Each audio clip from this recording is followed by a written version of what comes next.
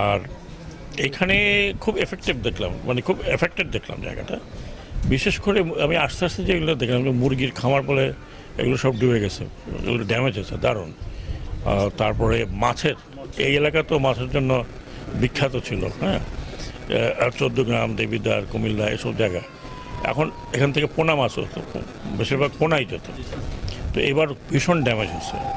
তারপরে যে agriculture damage হয়েছে, গরু গরু গরু ছাগল এগুলো ড্যামেজ হয়েছে। কাজে আমার এখানে ইউনো সাহেবকে বলার উনি অলরেডি ইনস্ট্রাকশন পেয়েছেন যে ক্ষয়ক্ষতির পরিমাণ দেখার পরে এখানে রিহ্যাবিলিটেশন আমাদেরকে যেটা করতে হবে। সরকার, বর্তমান যে সরকার, ডেফিনেটলি আমরা খুব কনসার্ন, কারণ আমরা খুব প্রস্তুত ছিলাম না এই ফ্লাডের জন্য। নর্মালি আমাদের দেশে ফ্লাড হয়, সেটা আমরা ট্যাকেল করি, কিন্তু এটা হঠাৎ করে একটা ফ্লাড হয়ে গেছে, হ্যাঁ। আর এই যে মানে আমরা এমন সময় আসছি এখানে বিশাল একটা রেভলিউশন হয়ে গেছে, যারা ছাত্ররা, বৈষম্য বিরোধী ছাত্ররা নিজের রক্ত দিয়ে করেছে।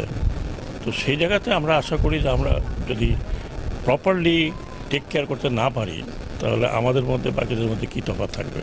এখানে আমি দেখলাম এই যে ছাত্ররা পিছনে দিন রাত খাটছে, এখানে সামরিক বাহিনী আপনারা দেখতেই পাচ্ছেন। তো তারপরে পুলিশ এবং উপজেলা যে যারা আছেন কর্মকর্তা, ডিসি, এসপি সবাই কাজ করছেন। এটাই আমার কাছে সবচেয়ে ভালো লাগলো, যে এই যে বৈষম্য বিরোধী ছাত্ররা এখানে আছে, তাদের মধ্যে হয়তো ফ্যাকশন আছে, তাদের মধ্যে কোনো পার্টির আদর্শ থাকতে পারে, but the are working together. আমি মনে করি ইনশাল্লাহ এই পোস্ট ফ্লাড রিহ্যাবিলিটেশনটাও সুন্দরভাবে হবে।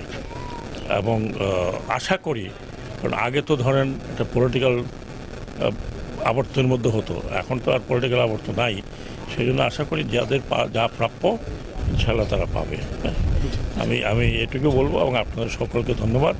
বিশেষ করে এখানে সেনাবাহিনী যারা আছে, ছাত্ররা আছে, অ্যাডমিনিস্ট্রেশন, যাদের ক্ষতি হয়েছে সেই ক্ষতি তো ইমিডিয়েটলি পূরণ করা যাবে না, বাট ডেফিনেটলি পূরণ করা যাবে। তো এটা তো রিহ্যাবিলিটেশন প্রোগ্রাম আছে, আমরা আলোচনা করে আরও রিহ্যাবিলিটেশন প্রোগ্রাম কোথায় কী লাগে, এটা ডিস্ট্রিক্ট অ্যাডমিনিস্ট্রেশন থেকে যখন যাবে তখন এটা কোঅর্ডিনেশন হবে।